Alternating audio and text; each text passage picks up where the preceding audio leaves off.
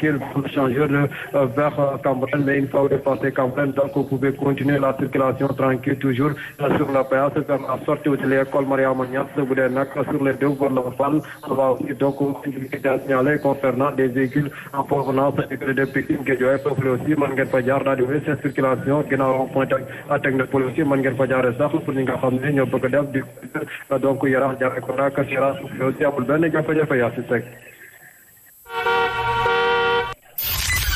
Voici, c'était Trafic News.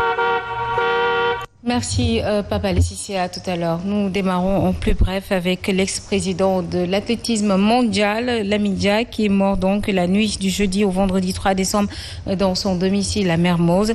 L'information a été donnée par RFM qui confirme que l'enterrement aura lieu donc ce vendredi. Le défunt fut l'ex-maire, sachez-le, de Dakar, mais aussi ministre de la Jeunesse. Il est mort à l'âge de 88 ans. Lamine Dia, qui était une figure emblématique du sport mondial et de la politique sénégalaise. Nous y reviendrons tout à l'heure avec Pape Mahatem dans l'actualité sportive. Je vous le disais en titre, avec les échecs des négociations entre le gouvernement et le cadre unitaire des syndicats des transports routiers, le ministre des Transports a déploré le comportement des transporteurs qui ont tout simplement préféré de boycotter la rencontre. Le ministre de préciser que les syndicalistes n'ont aucun droit d'exiger la présence de ministres concernés. Toutefois, Mansour Faye d'ajouter que le gouvernement prendra donc toutes les mesures nécessaires afin d'assurer la sécurité des personnes. Les détails avec Fatoumata Diop. Le cadre unitaire du syndicat des transports routiers dit niet au ministre. Il refuse catégoriquement de négocier avec le ministre si les 6 ministres concernés ne sont pas présents. Et aujourd'hui, je suis disponible à les recevoir. Le ministre de tutelle porte la parole du gouvernement et représente mes autres collègues ministres. Donc je suis l'interlocuteur direct de ces syndicalistes. Je suis leur interlocuteur direct et je suis là, disponible et disposé à échanger avec eux. Vraiment, parce que ce que nous souhaiterons, c'est que la grève puisse être, le mot d'ordre puisse être levé et mettre fin à cette grève qui quand même aura un impact important sur l'économie nationale.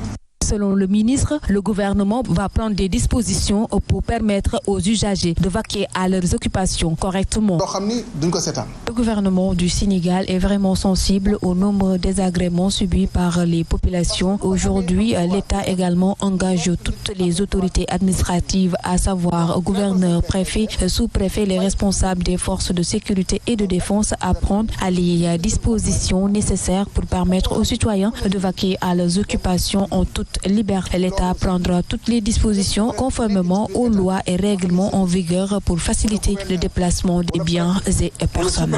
En toute liberté. Aujourd'hui, le ministre est d'avis que ces points concernent essentiellement les 3 postes de contrôle routier qui sont mis par corridor routier, la concurrence déloyale, charge à l'essieu, mais également les désagréments dont l'État est en train de faire des efforts sur 6 points. À présent, des nouvelles du marathon budgétaire. Le ministre de la Jeunesse face aux députés a été interpellé, entre autres, sur le programme Xëyu Ndaw Ñi. Selon Néné Fatoumata Tall, ce programme est en cours d'exécution et déjà des pôles d'emploi sont érigés dans les 41 départements. Les députés ont également plaidé pour une centralisation des ressources allouées aux jeunes pour une prise en charge plus efficiente de leurs préoccupations. Le budget de son ministère a été arrêté à plus de 23 milliards de nos francs. Un compte rendu de Ndeye Khady Diouf et Mamadou Ndoya. Dans le cadre de la mise en œuvre du programme Xëyu Ndaw Ñi, 41 des 46 départements que compte le pays disposent de pôles emploi. Nous avons comme rôle dans ce programme, entre autres, de recruter 1500 agents, 1000 volontaires du service civique national et 500 animateurs socio-éducatifs. Et dans ce même programme, l'ANPEJ a un rôle également fondamental à jouer. C'est pourquoi nous avons recruté 100 conseillers en emploi pour non seulement orienter, conseiller, mais surtout accompagner les jeunes. La centralisation des ressources allouées à la jeunesse, une préoccupation des députés qui ont porté le plaidoyer devant le ministre de la Jeunesse, Néné Fatoumata Tall, de les rassurer.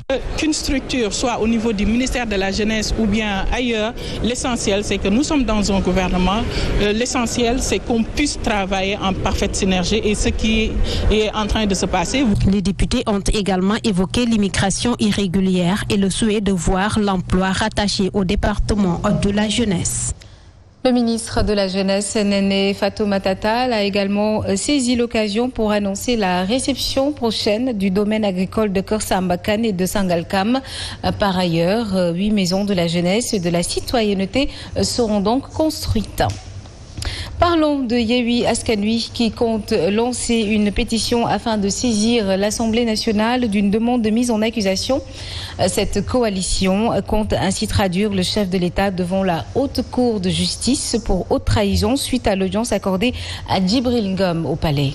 D'ailleurs, une citation directe sera envoyée à leur ex-camarade, celui-là qui a fui avec leur liste et qui a ensuite rejoint l'APR.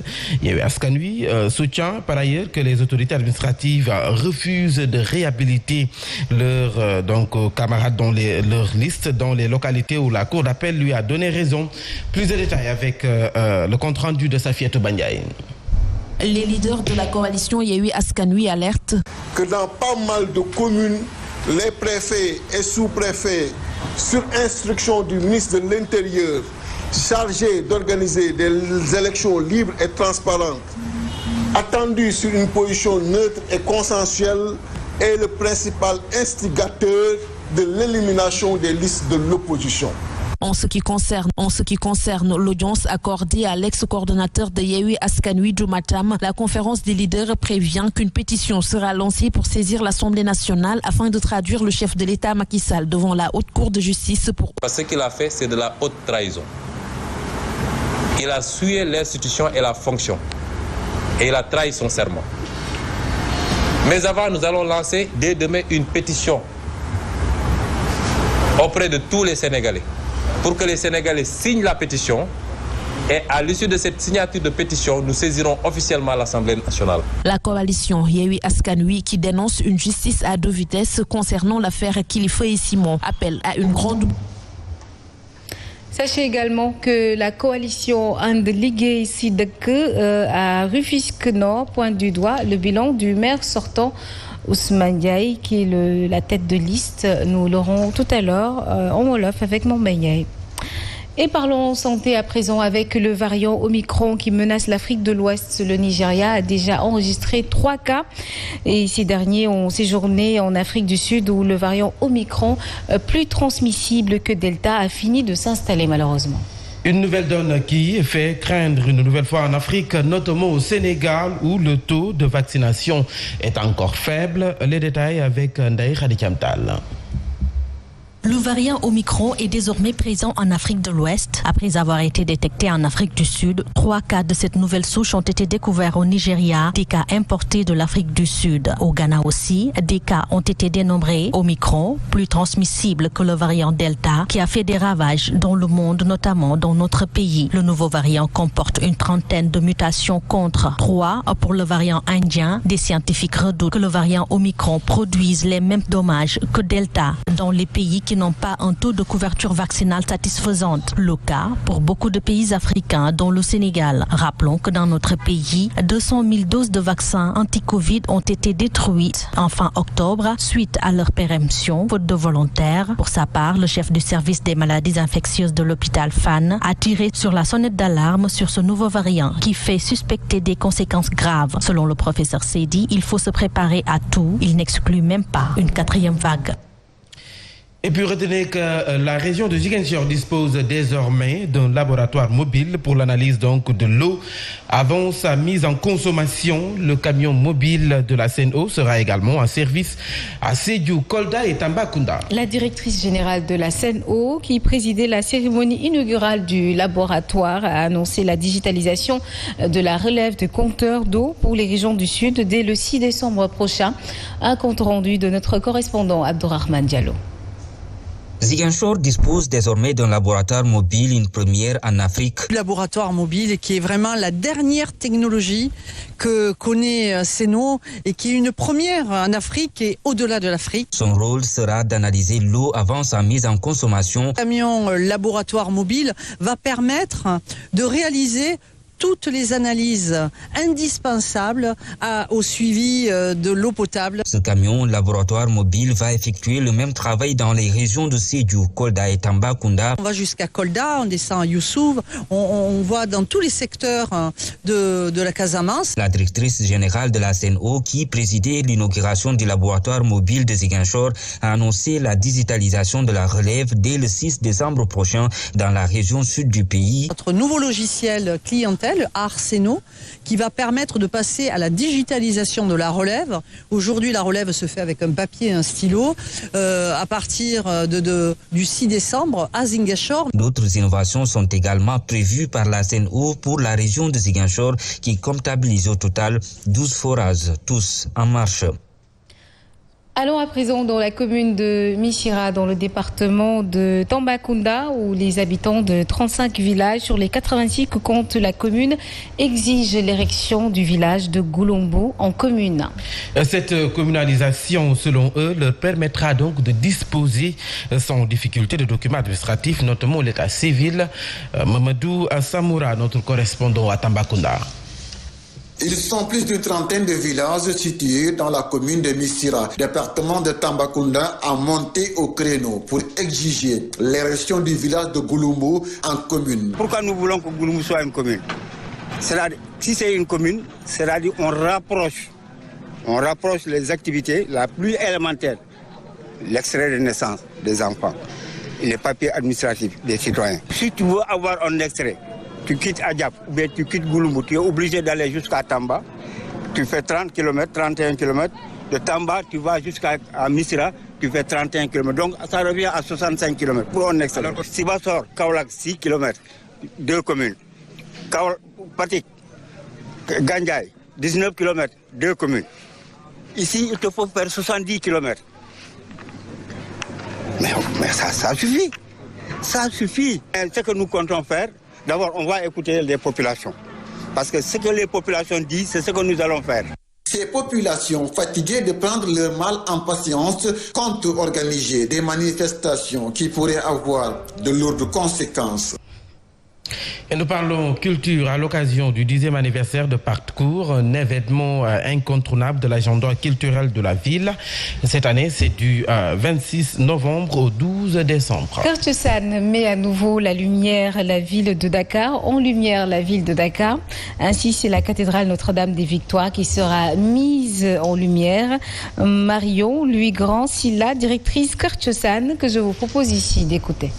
Soirée qui s'appelle l'Herald Dakar. C'est une soirée de vidéo mapping, son, lumière, une soirée magique autour de la thématique de l'écologie qui aura lieu le samedi 4 décembre à la cathédrale du souvenir africain au plateau.